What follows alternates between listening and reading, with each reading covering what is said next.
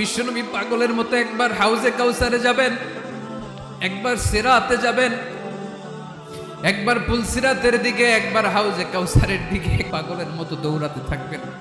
তার কোন গুনাহগার উম্মত যাতে জাহান্নামে ঢুকে না যায়, সেদিন কেউ সুপারিশ করতে পারবে না বিশ্বনবী ছাড়া। এজন্য 5 নম্বর আল্লাহ বললেন, মান যাল্লাযী ইয়াশফাউ ইনদাহু ইল্লা বিইযনিহি।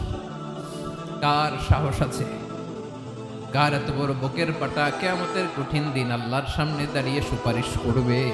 কারো ক্ষমতা নেই, কারো ক্ষমতা নাই।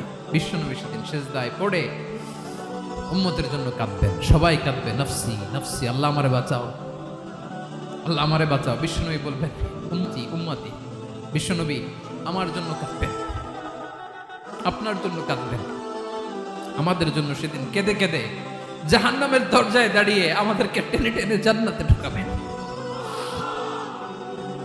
এজন্য এই বিশ্বনবীর ভালোবাসা যেন আমাদের হৃদয়ে ভরপুর থাকে। আমার ভাইয়েরা, প্রতি শুক্রবার বিশ্বনবীর উপরে বেশি বেশি যেন আমরা দুরূদ পড়ি। আমরা যখন বিশ্বনবীর সালাম দেই, দুরূদ পড়ি, একদল স্পেশাল ফেরেশতা আছে যারা বিশ্বনবীর দুধটা নিয়ে সরাসরি বিশ্বনবীর রওজায় যায়, যে বলে অমুকের বেটা অমুক আপনারে সালাম দিয়েছে। বিশ্বনবী নিজ কবরের থেকে নিজেই সালামের উত্তর দেয়।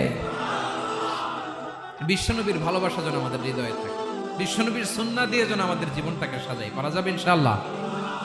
বিশ্বনবীর ভালোবাসা ছাড়া কেউ জান্নাতে ঢুকতে পারবে? বিশ্বনবীর পক্ষে আমরা বলব, বিশ্বনবীর পক্ষে আমরা লিখব, বিশ্বনবীর জন্য আমরা আমাদের কলিজার রক্ত বিলিয়ে দিব, ঠিক কিনা বলেন?